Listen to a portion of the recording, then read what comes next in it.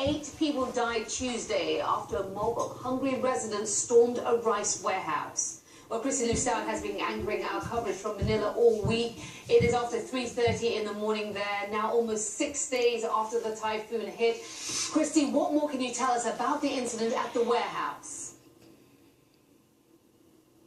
That's right. It all took place in hard-hit Leyte province, and this is what happened. There was a mob. They stormed this rice warehouse. There was a deadly stampede.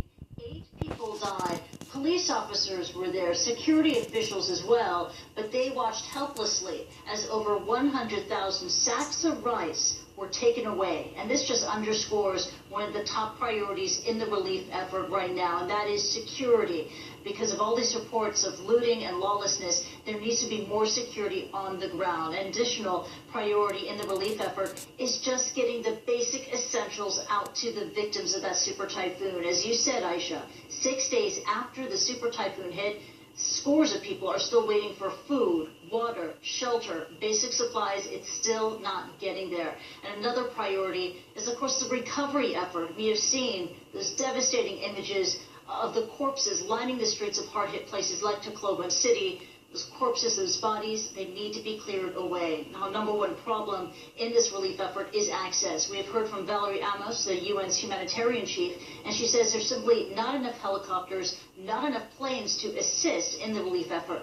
Let's zero in on that. We're seeing as Anna Corin. She joins me now live from Cebu City. And Anna, I understand that behind you, we've seen Cebu City. The airport there is functional even at this time, 3:30 a.m. in the morning here in the Philippines. Describe the scene for us.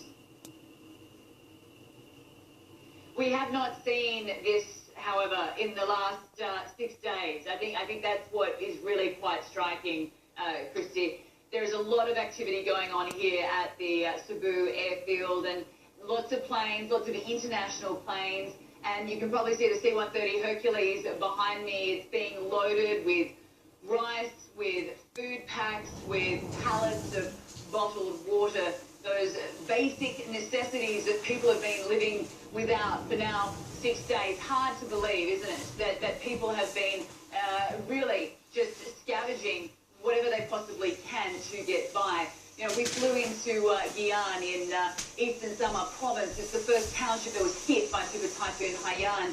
Everything absolutely decimated. We hit the ground with those supplies, and it was probably only enough for several hundred families. You know, there are 50,000 people in that town. Certainly, you know, not enough to go around. These people were desperate. They were pleading for help, saying that, you know, we need food and we need it now. So this is what aid agencies are dealing with. We've seen the international community also arrive in the last 12 hours. Planes from the United States, from Australia, from Taiwan, bringing in aid, bringing in a makeshift military hospital. The Royal Australian Air Force has sent one in. It will be heading to Tacloban in the next few hours. They'll be setting up throughout the day. So this is something that needs, you know, the international community to really step in, really help out. We know that the effort has been slow. We know that aid has been trickling in so very slowly. So hopefully that with the international community now on board, now here, now present on the ground, that things will start running a lot smoother. That's right. From there in Cebu City, you're seeing just the pace of the relief effort finally, after so many days, is just starting to pick up.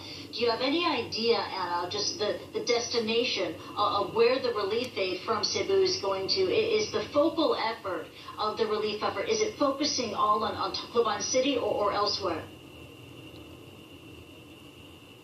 No, it's not. It's not just on Tacloban. Obviously, Tacloban was probably the worst hit, and obviously the most number of casualties. But, you know, the media, obviously its focus is down there because it's very accessible, and you know, the carnage and the death toll is truly alarming. But there are other communities, Christy, that have been hit just as hard by Super Typhoon Haiyan. Not as many casualties, but certainly the situation on the ground is extremely dire. Those basic necessities, they just do not have.